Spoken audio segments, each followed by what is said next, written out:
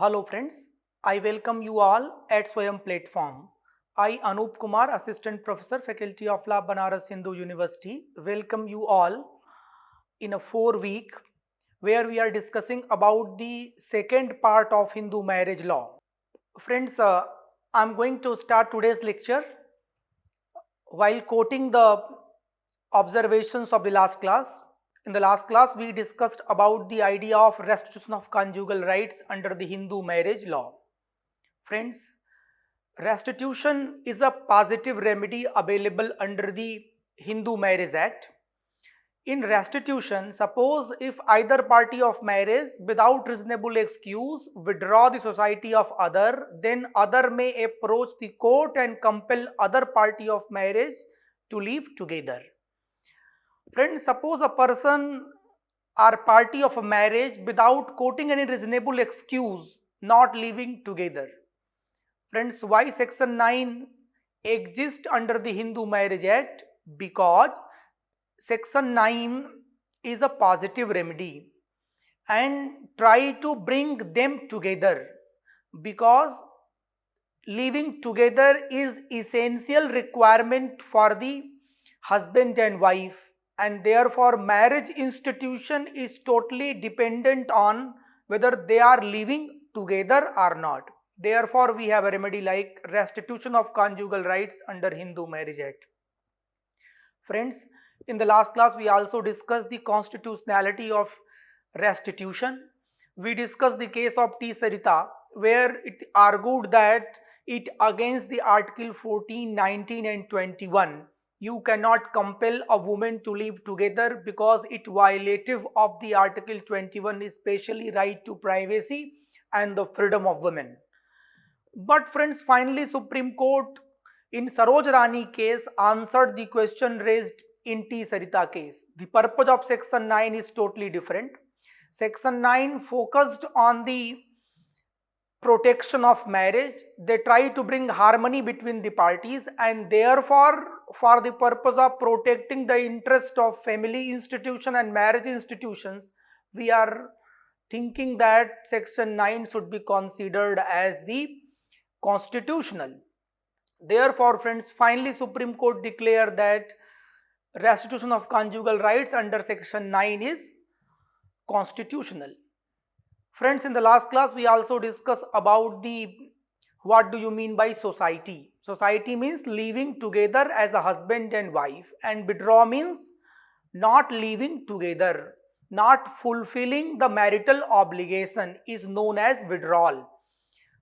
Living together is society, withdrawal means not performing the marital obligation, and if such kind of withdrawal is because of reasonable excuse, no problem. But if a person withdraw the society without reasonable excuse, then another party may approach the court.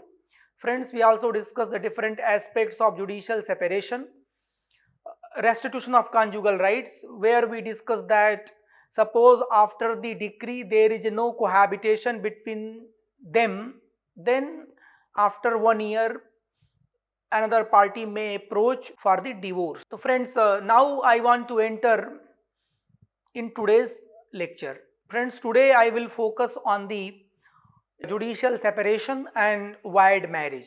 Before starting anything, I want to summarize the learning objective of the today's class. Friends, the learner will able to understand the meaning of judicial separation, ground of judicial separation, and effect of degree of judicial separation, and difference between the judicial separation and divorce, the concept of void marriage, condition of void marriage, and void marriage and its consequence. So these are the learning objectives of the today's class. Friends, today we will focus on judicial separation and the void marriage. Judicial separation is different than the divorce, because in judicial separation court allow one party of marriage to live separate. There is no obligations to live together, because section 9 in one side compel you to live together, but section 10 the order of court provide you immunity, you may live separate. This is the gist of section 10. Now I want to explaining you the each and every points related with judicial separation. Friends, judicial separation is a separation between the husband and wife by the order of court. Friends, judicial separation is a state of relationship between husband and wife. In such relation, there is no obligations to live together or to perform marital obligation for each other. So this is the important point of the judicial separation. You are not bound to live together with the spouse. This is the fundamental of judicial separation because of the judicial order. Friends, separation not only by the party but separation because of the order of the court. These are the two distinct facts, and therefore when we are going to think about the separation, we should focus on these issues. Friends, judicial separation under Hindu law refers to a legal remedy available to married spouse who wish to live separately without terminating their marriage. Friends, both divorce and judicial separation affects the marital relationship, but they differ in nature and degree. Divorce result in a permanent dissolution of marriage, whereas judicial separation is a temporary suspension of marital obligation. Friends, judicial separation allows a couple to live separately while still maintaining their marital status. So therefore, friends, the crux is they are maintaining marital status, but there is no obligatory on them to live together. So they are free to live separate, but still they considered as husband and wife. This is the gist of the judicial separation. Judicial separation because of the order of competent court. Friends, the special provisions given in section 10 of Hindu Marriage Act about the judicial separation. As per the bare provision, section 10 subclass 1 includes that either party to a marriage, whether solemnized before or after the commencement of this act, may present a petition praying for a decree for judicial separation on any of the grounds specified in subsection 1 of section 13, and in the case of wife also on any grounds specified in subsection 2 thereof, as ground on which a petition for divorce might have been presented. The subclass 2 of section 10 is where a degree of judicial separation has been passed. It shall be no longer be obligatory for petitioner to cohabit with the respondent, but the court may, on the application of the petition either party, and on being satisfied of the truthfulness of the statement made in such petition, rescind the decree if it considered it just and reasonable to do so. So this is the bare provision of section 10 subclass 1 and subclass 2. The crux of section 10 subclass 1 and 2 is the ground of divorce is also a ground of separation. Therefore, in the case of male, the grounds given in section 13 subclass 1, and for the female, grounds given in section 13 subclass 1 read with subclass 2. But after the decree, subclass 2 talks about the consequence. After the decree, there is no obligations to live together, but court on the application of any party of marriage may rescind the decree. When court may rescind the decree? When court think that it is just and fair, and then court may rescind the degree of judicial separation which is passed in section 10 of the Hindu Marriage Act. Friends, now the point is ground of separation. As I discussed with you that the ground of separation is as like as divorce. Therefore, for the purpose of male, ground of separation is the mention in section 13 subclass 1. 13 subclass 1 includes and these grounds are available to the husband and wife both, and these grounds includes adultery, cruelty, desertion, unsoundness of mind, venereal disease, renounce the world, and not heard for 7 years. These are the grounds. The grounds are available for both husband and wife. Friends, now the grounds available especially to the wife for the separation, which is mentioned in the section 13 subclass 2, which includes pre-act bigamy, husband is a guilty of rape, sodomy and bestiality under section 13(2)(2), and non-resumption of cohabitation after the decree or order of maintenance under section 13 subclass 2, and repudiation of marriage as it mentioned in section 13 subclass 2 subclass 4. So friends, ground of separation may be classified in two broad category. Certain grounds are available for husband and wife both, and 4 special grounds given only to the wife. So therefore friends, for the purpose of separation, husband may plead on the basis of 8 grounds and wife may plead on the basis of 8 plus 4 is equal to 12 grounds. Friends, now I want to focus on the effect of the decree of judicial separation. Friends, section 10 subclass 2 clearly identify the effects of the decree of judicial separation, and it is mentioned that where the decree of judicial separation has been passed, it shall be no longer be obligatory for the petitioner to cohabit with the respondent. Friends, once the court passed the order for separation, the spouses are no longer bound to have cohabitation and both are allowed to live separately. It is pertinent to note that marriage ties still exist. So this is the basic difference between the judicial separation and divorce. So there is no obligatory for the parties to live together, but still their ties still exist. Friends, while their legal status as a married couple remain unchanged, they are not required to cohabit. They are free not to cohabit, but their status are same. Friends, in this regards, we may focus on the section 67 of BNS, where the legal protection is given to a separated wife. As per 67 of the BNS, that after the decree of judicial separation, the husband engage in sexual intercourse with her without her consent. After the decree of judicial separation,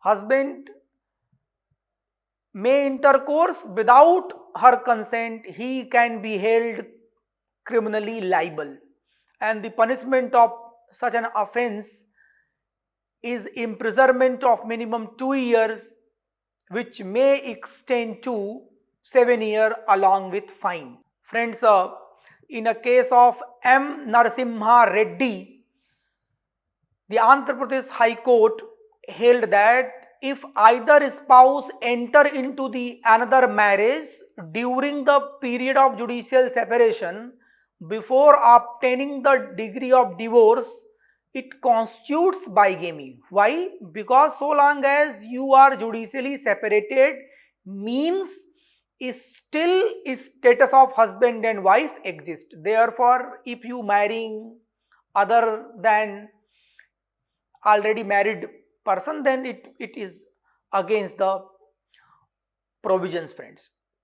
In a case of Krishna Bhattacharya ji versus Sarthi Chaudhary, 2015 Supreme Court observed that after judicial separation, spouses maintain their property right as they did before the separation decree, and wife rights to Stridhan after the separation is her exclusive property right.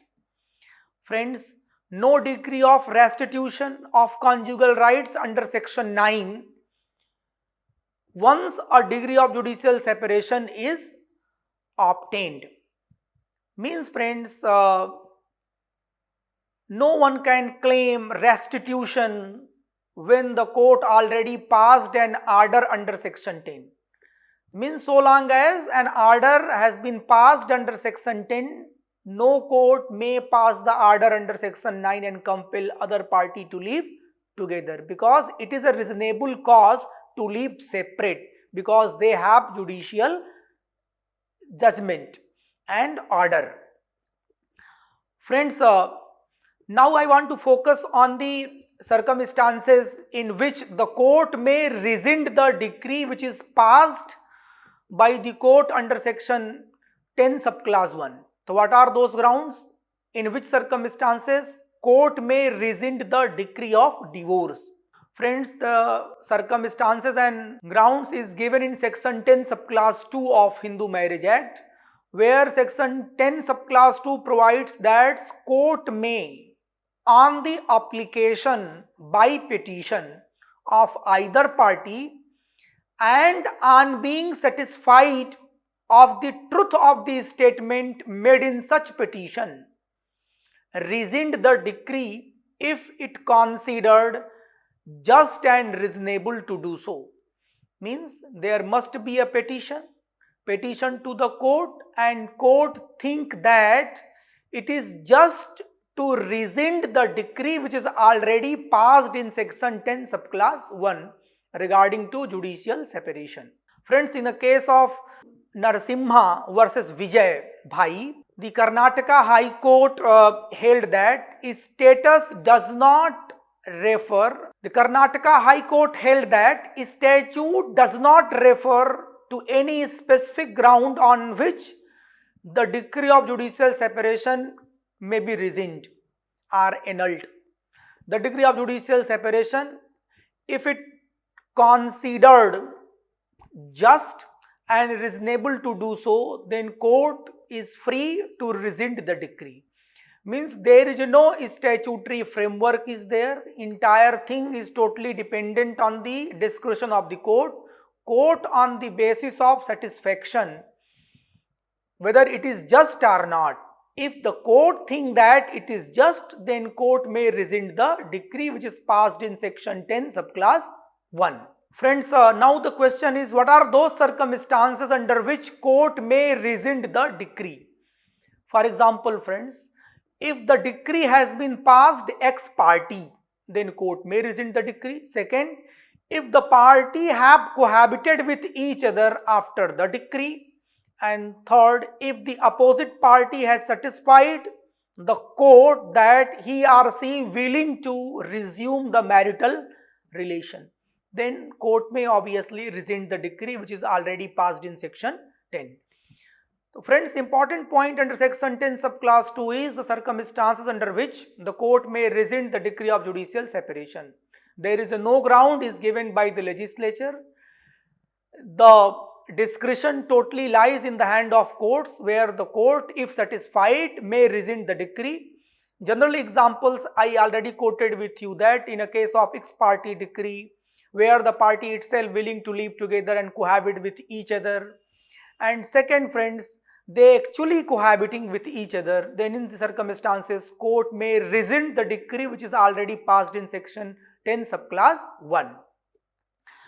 Friends, now I want to focus on a provision, judicial separation as a ground of divorce. Friends, a judicial separation is a kind of safety valve. Your marriage is not dissolved, still you have a chance to think over your drastic step and reconsider your decision whether you want to live continue or not. But in certain circumstances, the judicial separation may also be converted a ground of the divorce. Friends, if there has been no resumption of cohabitation after the decree of judicial separation for at least 1 year, then it would become a ground of divorce after expiry of 1 year from the date of decree. Means parties are not willing to live together and 1 year time has been lapsed, then it will consider a ground of divorce and party may argue divorce on this ground. Friends, they can for the whole life live separately and yet keep alive their status as a husband and wife. Suppose friends, husband and wife not willing to live together, but they are not willing to surrender the status of husband and wife. Therefore, a person, either party of marriage, may continue live in judicially separated state, and they cannot made an application before the court to rescind the decree. Means judicial separation lifelong is possible, but generally it not happened in practically, friends, but it is possible legally, friends. After this discussion I want to clarify you the difference between the judicial separation and divorce. Friends, judicial separation does not terminate the marriage, divorce terminate the marriage. Status of husband and wife is still exist, but no longer remains the status of husband and wife after the decree of divorce. Friends, in judicial separation, right and obligation of the spouses remain suspended and marriage subsists and neither party become free to marry. But after the divorce, marriage fundamentally dissolve and party free to marry again after the passing the decree of judicial separation. Friends, judicial separation, the marriage is only elapsed and the parties are not completely annihilated. The door of reconciliation is open in judicial separation, but in a case of divorce, after the divorce, if they wish to join again, they are bound to remarry again.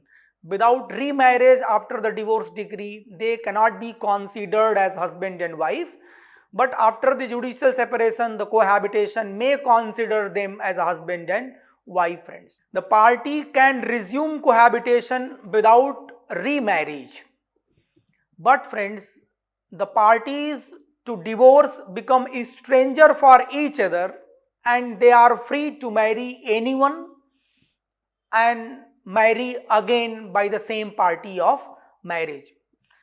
In the judicial separation, a decree of separation means separation by the court, therefore decree is required. But in the divorce, friends, there is no provision for rescind the decree of divorce, because once the divorce is final, divorce cannot be rescinded.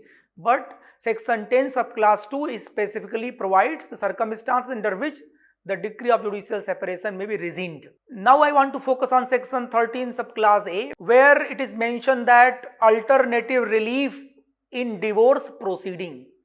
This provision is very crucial for the judicial separation, friends, where it is mentioned that in any proceeding under this act, on a petition for dissolution of marriage by a decree of divorce, except in so far as the petition is founded on the ground mentioned in the class 2, 4 and 6 of subsection 1 of 13, the court may, if it considered it just to do so, having regard of the circumstances of the case, pass instead a decree for judicial separation. Friends, the idea is very clear and simple. Suppose a person file a petition for divorce, section 13 capital A clarify that in certain circumstances court is bound to pass the decree of judicial separation instead of divorce. For example, friends, if you file any case like cruelty, adultery, the court may provide you judicial separation instead of divorce. But in certain circumstances, friends, the court is bound to provide you divorce decree. There is no alternative will be provided to you. For example, friends, a person is ceased to be Hindu more than 7 years. There is no information about the either party of marriage. In these circumstances, court have no jurisdiction. Court is bound to pass the decree of divorce. But in a case of adultery, cruelty, desertion, the court is bound to provide alternative remedy, that is judicial separation, which is mentioned in section 13 capital A, friends. So therefore, section 13 capital A provides that where the petition of divorce is initiated on the ground mentioned under section 13, except conversion, renounce of the word and not heard for 7 years, the court may, instead of passing the divorce decree, initially pass the order of judicial separation. This is the law, friends. Now friends, after closing my discussion on the judicial separation, I want to start my discussion on void marriage. Just I want to summarize you entire discussion. Judicial separation is a separation by judiciary. After the separation, both the party of marriage is still considered as husband and wife because their status is still exists. But there is no obligation on them to live together and fulfill the marital obligation. Therefore, this is judicial separation. And section 13 capital A is very crucial, friends. Suppose if you file a case of divorce on the ground of adultery, cruelty, desertion, unsoundness of mind, then court is bound to provide alternative remedy of judicial separation instead of divorce. But in certain circumstances where there is no chance of resuming the marital relationship, again the court is bound to pass the decree of judicial separation. Bound to pass the decree of divorce. Be careful about the difference between judicial separation and the divorce. Section 10 on the ground of divorce talks about the judicial separation. For the husband or for male, 8 grounds of divorce is also the grounds of separation. For a wife, 12 grounds are available, 8 plus 4 for a special ground which is also available to the wife. So now I am going to focus on the void marriage. Friends, the second part of this lecture cover up the void marriage.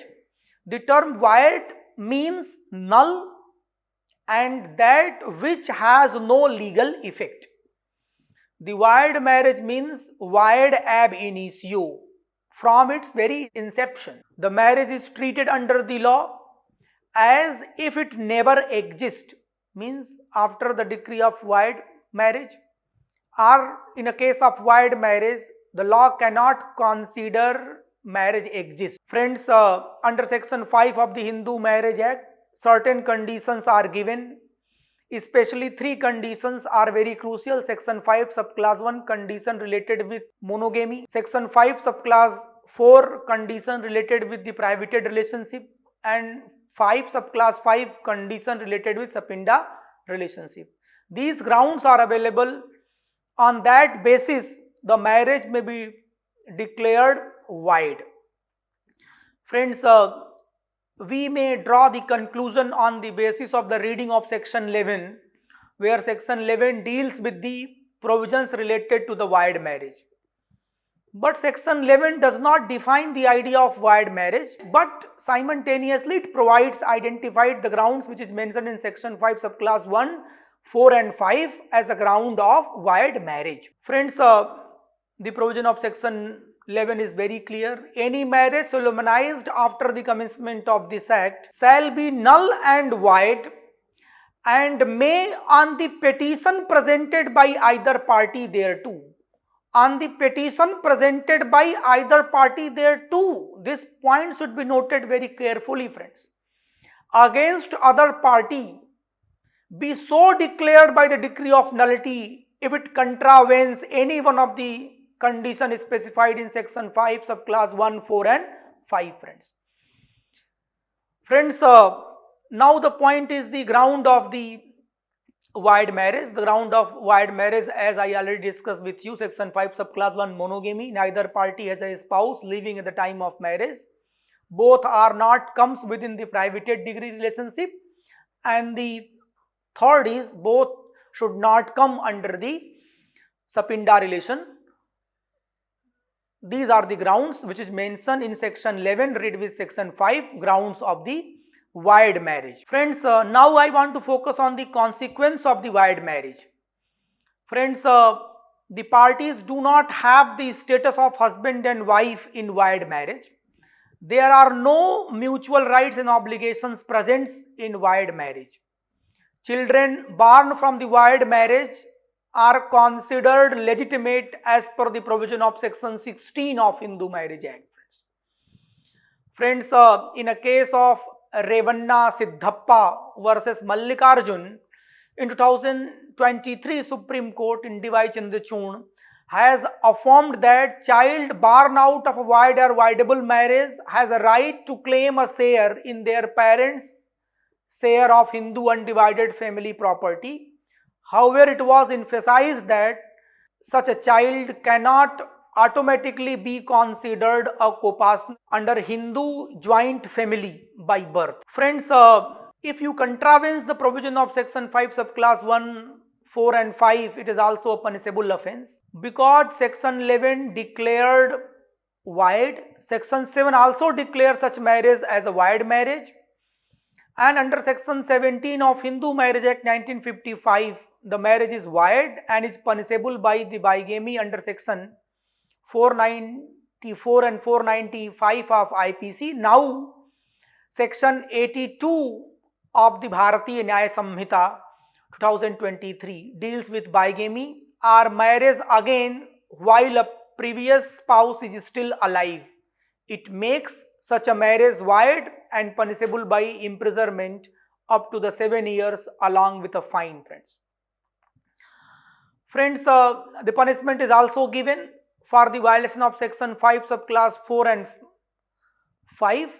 Section 18 subclass B talks about the 1 year simple imprisonment or 1000 rupees fine or both as a punishment in a case of void marriage. Friends, we may think certain point, friend. Is the remedy of judicial separation less coercive than remedy of divorce, or it is a first step for acquiring the divorce? Think over that. What is the gravity of the argument, friends? How far the notion of marital rape is recognized under the concept of judicial separation under the Hindu Marriage Act 1955? Is the punishment a sufficient criteria to address the problem of void marriage? Friends, before concluding my today's lecture, I want to summarize my entire lecture on void marriage. Void marriages are those marriages which have no effect in the eye of law. Therefore, void ab initio means void at very inception of marriage. The grounds of void marriage is given in section 11, and you may deduce the entire ground. Section 11 read with section 5. 3 conditions are mentioned. Section 5 subclass 1, neither party has a spouse living at the time of marriage. Both the party of marriage should not come under the privated degree relationship, and the next one is both the parties should not come under the sapinda relationship. If the condition violates, then marriage may be declared as void marriage. But a fundamental question is raised by the scholar. Two group of scholars are arguing that petition is required under section 11, and one group of scholars are arguing that petition is not required under section 11. Friends, we should not interpret the provision of marriage in the light of void contract, because contract is commercial transaction, but Hindu marriage, as we discussed, that is still sacrament. So therefore sacrament, and therefore because we understand that Hindu marriage is indissoluble union, therefore without any kind of declaration, no one can say that marriage is void ipso jure, ipso facto at very inception. Friends, because by the amendment a terminology is inserted under section 11 by the petition presented by the either party against other party of marriage. The petition is required, friends. Friends, generally when we discuss about the void marriage, we only focus on section 5 subclass 1. But friends, suppose the suppose a marriage solemnized in the violation of section 5 subclass 4 and 5. They are living together as husband and wife, and you are saying that due to violation of section 5 subclass 4 and 5, you cannot consider as husband and wife. So this is not a just argument. Therefore, as amended provision section 11 require a judicial pronouncement, because once you entered in a legal relationship cannot be considered non-existence like contract. Therefore, judicial pronouncement is important, friends. Friends, in this lecture we discussed about the judicial separation and void marriage. Judicial separation means still you considered as husband and wife, but judiciary provides you an order. Therefore, there is no obligation on your shoulder. You should live together. You may leave, you may not leave. When you are still living, the court may consider that the decree under section 10 have no meaning. The court may rescind the decree on the basis of your application, or de facto behavior also compel to conclude that they are not thinking the decree of section 10 is still exists. But court have power to rescind the decree in certain circumstances, which I discussed with you friends. And we also completed the discussion related with the void marriage. Thank you friends.